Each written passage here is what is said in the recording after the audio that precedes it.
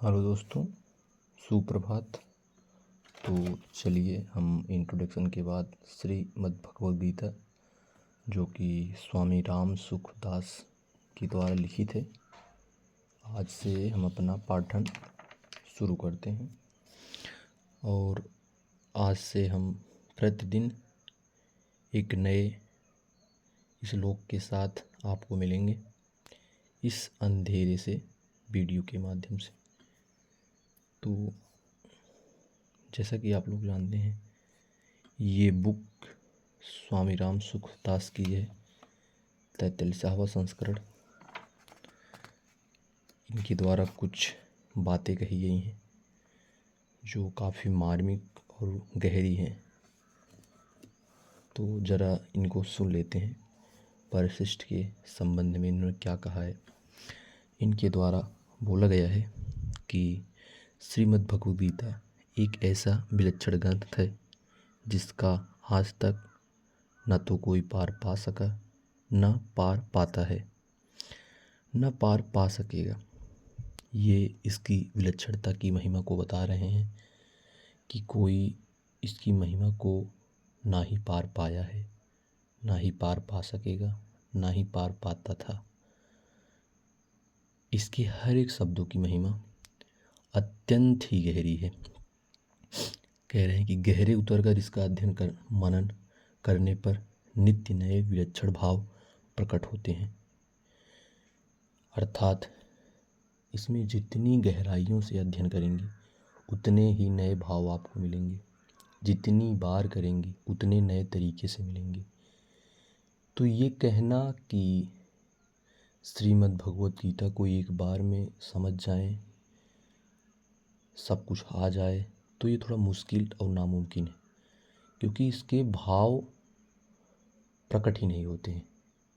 वक्ता जितना कहता है, जितना सुनता है, वो चीज़ें या तो लिख नहीं पाता या तो बोल नहीं पाता। अर्थात इसकी महिमा का जो वर्णन है बड़ा ही विशाल है। आगे कह रहे हैं, गीता में जो भाव भरा है उतना बुद्धि नहीं आता, जितना बुद्धि में आता है उतना मन में नहीं आता, जितना मन में आता है उतना कहने में नहीं आता। अगेन वही कि जो इसका भाव है अत्यंत ही गहरा है, जितना कहने में आता है उतना लिखने में नहीं आता। गीता असीम है पर उसकी टीका सीमित ही होती है। हमारे अंतःकरण में गीता के जो भाव आते थे वे पहले साधक संजीवनी टीका में लिख दिए गए थे, परंतु उसके बाद भी विचार करने पर भगवत कृपा तथा संत कृपा से गीता के नए नए भाव प्रकट होते गए। उनको जब परिशिष्ट भाव के रूप में साधक संजीवनी टीका में जोड़ा जा रहा है। यहाँ स्वामी राम सुखदास जी भी बता रहे हैं कि इसकी भाव का वर्णन तो कर दिया गया है, लेकिन नित्य नए भाव जुड़ते रहते हैं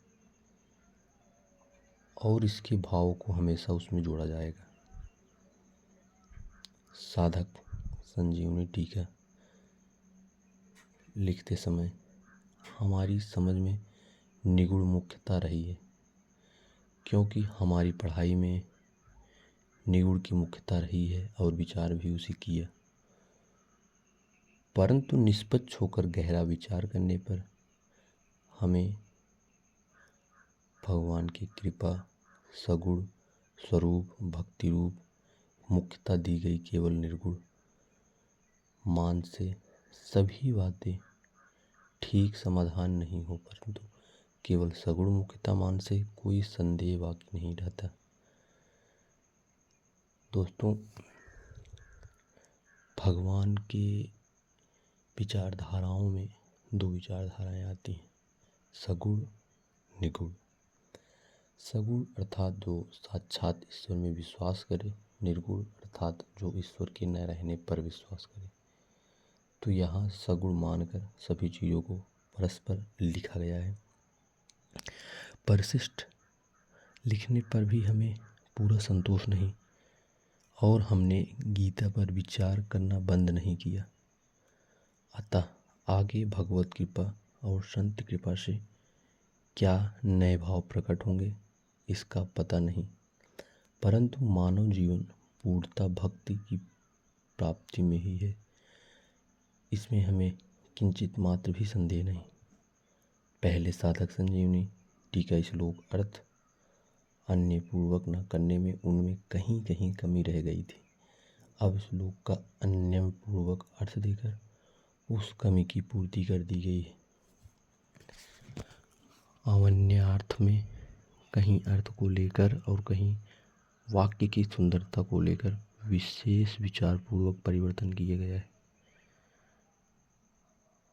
पाठकों को पहले की और बाद की कोई अंतर दिखे तो उनको बाद की व्याख्या भाव की ग्रहण करना चाहिए।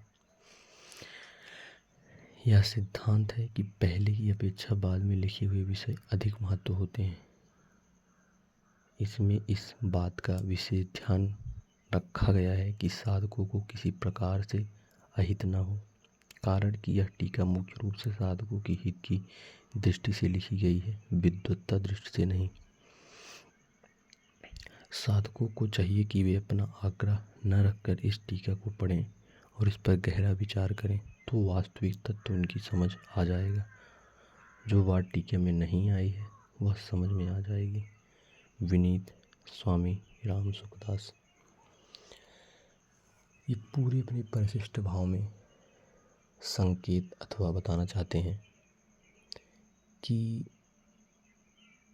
इसका जो मोरल भाव है वो ये है कि लिखने का, समझने का, बोलने का पूर्ण प्रयत्न किया गया है एक साधक की दृष्टि से, लेकिन फिर भी इसकी महिमा इतनी विशाल है कि कुछ ना कुछ छूटा ही रह जाएगा और नित्य नए चीज़ें इसमें जुड़ती रहेंगी। साधक की दृष्टि से यह एक संपूर्ण संपन्न है। नित्य नए चीज़ को जुड़ने से नित्य नई चीज़ों का अध्ययन ज़्यादा करना सुलभ रहता है, ये भी बताया गया है और यही इस पूरे परिशिष्ट भाव का संबंध है।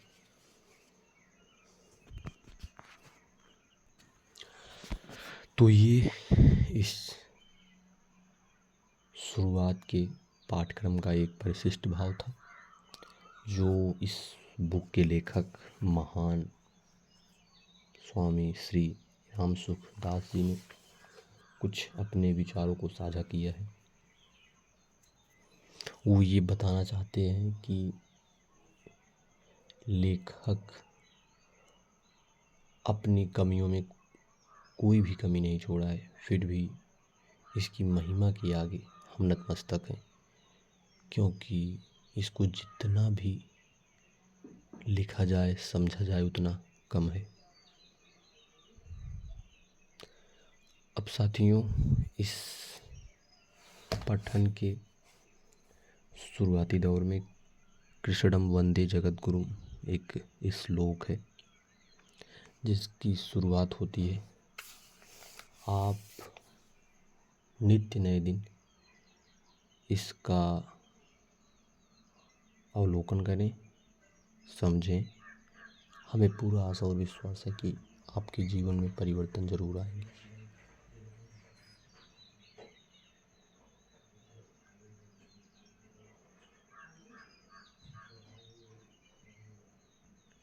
कृष्णम वंदे जगद्गुरुम क्या है दोस्तों?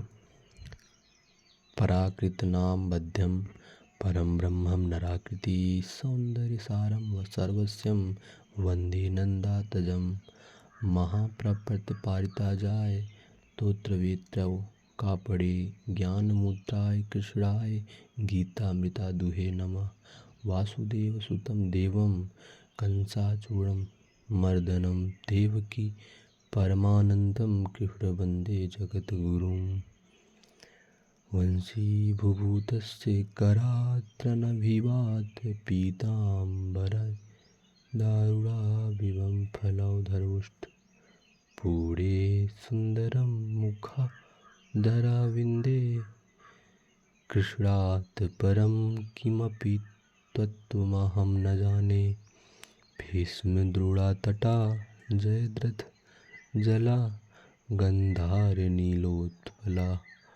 शल्यग्रावती कृपेण वाहनी कर्णेन वेलाकुला अश्वत्थामम् धुरि अश्वत्थमविक्रीड घोड़ामकरं दुर्योधनावर्तिनी त्वत्क्रीड्वाकुलो पाण्डवो रणनदी कौतरकः केशव। एकं शास्त्रं देवकीपुत्र गीता मेको देवकी पुत्र एव एको मंत्रस्ते नमामि यानि कर्मपाज्ञं तस्य देवस्य सेवा। एक ही शास्त्र है, देव की पुत्र गीता, एक ही देव है, देव की पुत्र, एक ही मंत्र है, नमामि यानी कर्म पे तस्य देवस्य सेवा, अपने देवताओं की सेवा।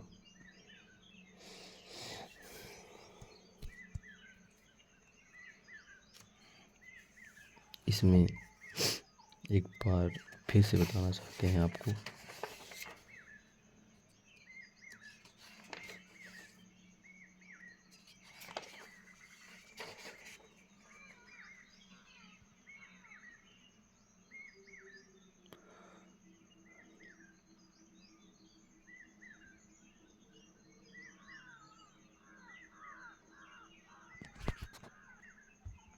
ये हमारा आज का ये प्राकथन है। फिर गीता की महिमा, गीता के खास लक्ष्य, गीता के योग। कल हम इस पर एक विशेष चर्चा करेंगे। आज हमने थोड़ा परिशिष्ट भाव, इसकी महिमा, इसके लेखक, इसकी विषय वस्तु को समझा। कल हम यहीं से पुनः शुरुआत करेंगे। धन्यवाद।